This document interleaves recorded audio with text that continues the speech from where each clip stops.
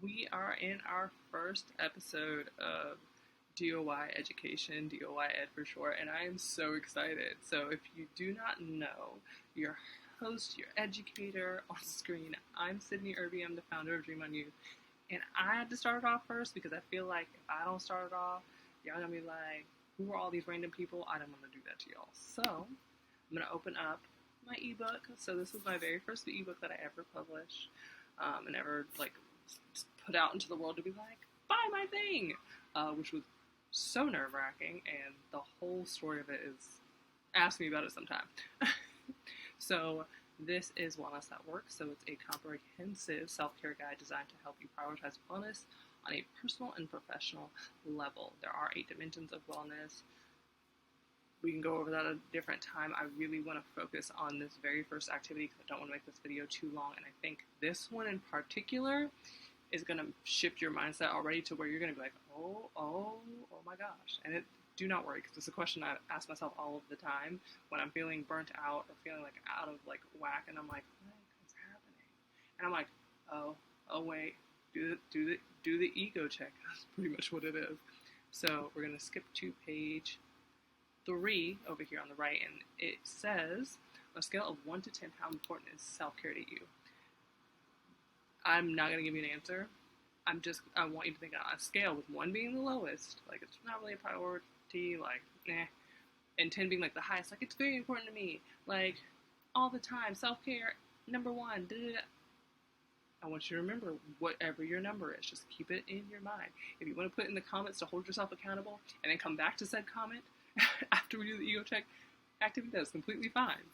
But trust me, I've spoken to rooms of people on this, and being physically in front of people locally and saying the thing, and then watching everybody's faces when I'm gonna check you with love, but only because I checked myself with this. So ego has no place here. So the price we pay. I'm mostly just talking about what we don't realize when we say our wellness is a priority, but our actions don't actually matter. And so ego does not have a place here when you are talking about self-care and well-being. And it sounds so backwards because you're like, but it's self-care, so it's selfish.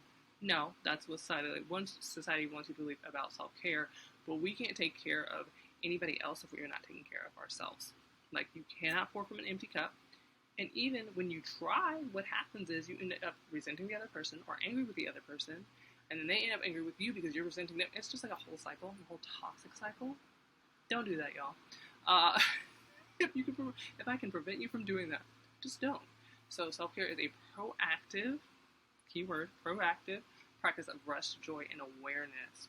That last part, you need the other two. So you don't are constantly in this mode of, which, if you're like me, constant mode of, I'm so aware of myself and what I'm doing.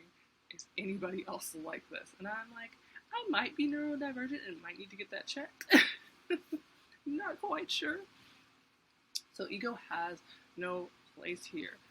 I'm going to, so this is just an introspection activity, so for every statement below that is true, it's time to do inventory on your boundaries and find where you can adjust. Get a journal or pull up a new note on your computer and write out the feelings that come up. If any are false, this is an area of your life where you feel confident advocating for yourself. We love that. So there's no judgment in this space. If you want to put it in the comments, you can. You do not have to. You are not obligated. You are not obligated to share it with us. This is not why DOY Ed started in the first place. Whoever sees this video, even if you watch it multiple times, if you watch it one time, if you pass it on to friends, we just want to put the information out there, and then you can do with it what you want to. So, in the last week, it's number 1. In the last week, I've told myself, I don't have time to blank do something related to self-care at least once. So, in the last week, have you told yourself, I don't have time to do that, and it's something that involves your self-care? At least once. Just true or false. Yes, no. Number 2, I often ask off for work when it comes to holidays and events that I consider important to me. That does not mean that you care about every holiday, or that, every event that somebody invites you to, you're trying to go to. I'm saying like the things that are important to you. Are you advocating for time off? And of course, we know like time off doesn't always get approved and all of that things, but like, do you actually ask off for work, or do you already tell yourself no? Because I'm gonna flip it on you. Do you already tell yourself no before you even try? Because somebody told you, well, that's lazy. You should always be at work. You should always do this. You should be thankful that you have a job. You should be thankful for this. You should always want to go to work because some people don't have that. Whatever people say to you. Number 3, I associate the term rest with sleep, and if I get enough sleep, I believe there's no reason I should be tired. A lot of this, for a lot of us, especially millennials, comes from having working class parents who like think rest and sleep are synonymous. And a lot of us are starting to break away from that and like learn, oh, no, that's not what that means. Rest can be sleep, but especially with social media and everything going on right now, I know you're watching this video, okay? I'm not telling you to click off the video unless you like literally don't have the capacity for it. Rest is just like almost like being present and turning your, not necessarily off, but just like trying to find solace and trying to find a way to quiet your mind. For me, a lot of times it's like sitting out here in the garden. Peanut was out here, but she yells too much, and I put her away.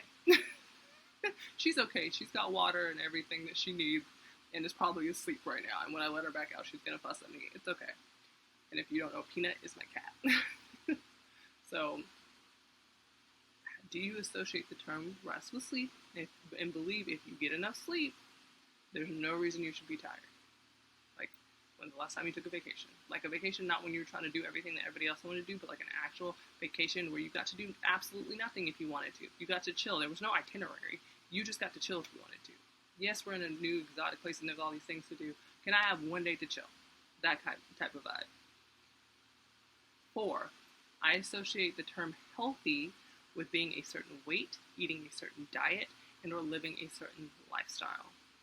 As somebody who has been vegan, been vegetarian, been a plant-based pescatarian, you see what I'm saying? Like, I've been through the thing as somebody who's been less than 200 pounds, has been more than 200 pounds, who has, like, been into all kinds of, just, like, life, y'all.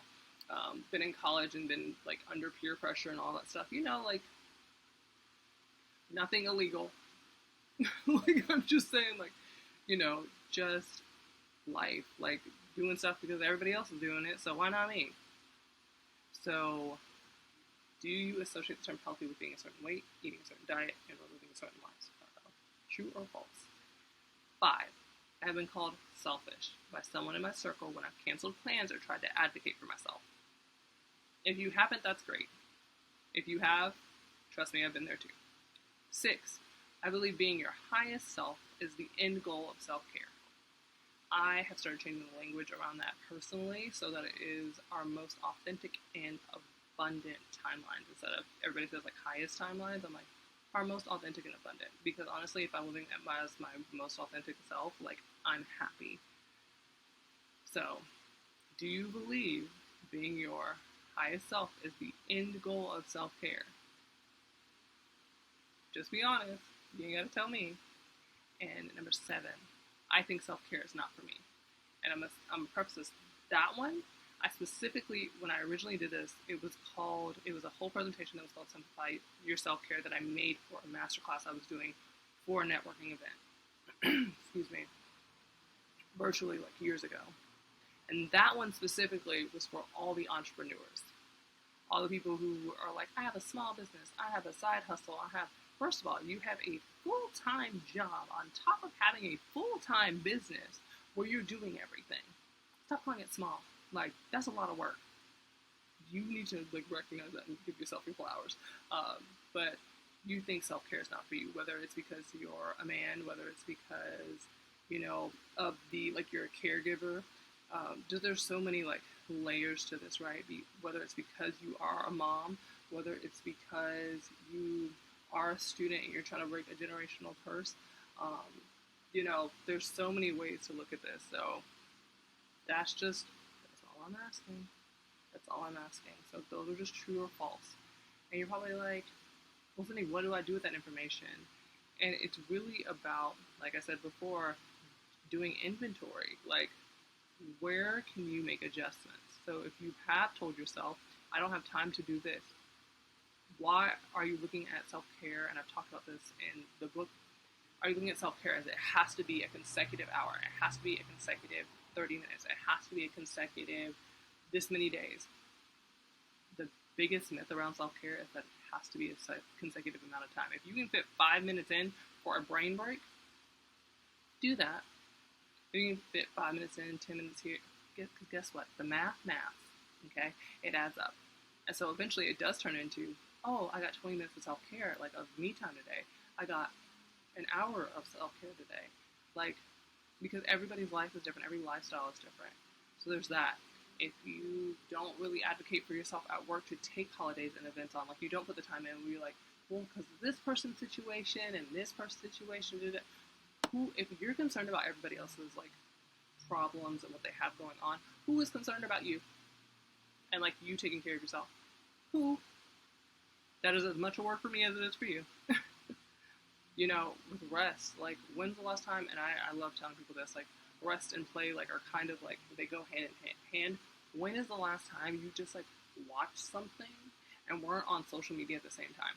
Like you literally were present and like watched one of your favorite movies and laughed and quoted the movie and all that stuff and like ate snacks and just like didn't think about things. When was the last time? Go do that. Or play video games.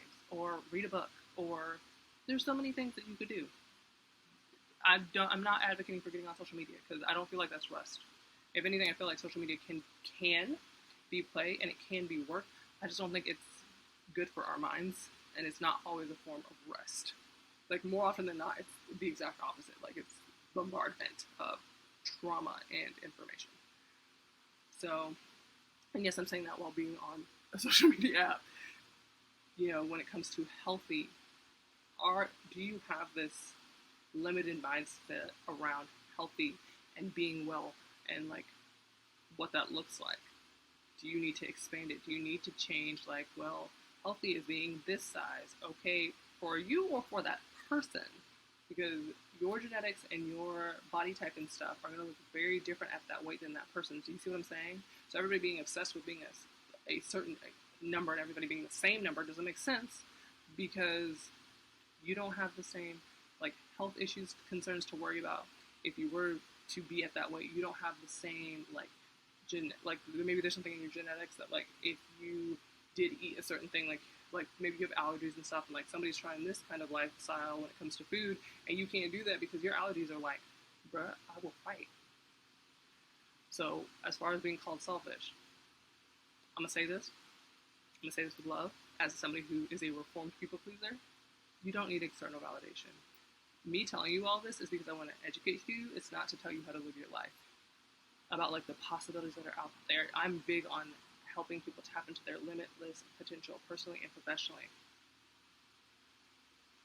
If somebody calls you selfish, and did the whole world end? No. Advocate for yourself. Cancel plans does not mean you hate somebody, does not mean you don't want to be there. Like maybe you just don't have the capacity. And there's like a difference in like when you are being ruled by like anxiety and like certain things going on, and like you need help past like what the people around you can provide you, and like being able to afford that in the society that we live in now. Like things happen. Like you can't, like sometimes you can't be there for every single event that you would want to be, and like whether it's because of work or something else. So if somebody calls you selfish, just have an honest conversation about like where you're at, if you're comfortable with that. And if it's one of those things where you need to set firm boundaries with that person, set firm boundaries. And if that person like respects you and loves you, like they'll come back around. And if not, and like they don't even want to talk to you about it, like okay, we're gonna move forward. So, you know, when it comes to your highest self, like, are you so focused on the outcome that you are forgetting to be a lover of the process and forgetting to enjoy your journey? That is as much a word for me as it is for you. Trust and believe. And not to make this video too long, because we're about at 15 minutes, thinking self-care is not for you. Whatever your reason, self-care is for everyone. literally everyone. Like, you, and I'm not saying everybody can do it to the same capacity, because again, lifestyles are different. Like, what we're able to do with our bodies and our minds are different, you know? The things that we have to face are different. So self-care is going to look different, and I'm going to challenge you even further with that and say that self-care is going to look different from season to season, based on where you're at in life, based on the relationships around you, based on if you center your life around love, romantically, work, community, like based on what is the center of your world, based on so many things. So, excuse me, take a pause, just think about those things. You do not have to do anything with that information right now. Well, I told you to do inventory and see and find where you can adjust. That wasn't like, you have to do this overnight and do it right now. Y'all should know, like, in our educational space, like, the homework that we want you to have, and my friend Youmie says this best, and if you are interested in a virtual book club, she's not sponsoring this, this is literally me telling you, then you should definitely check her out. I'm going to put her link down below. You should process it. Just process it.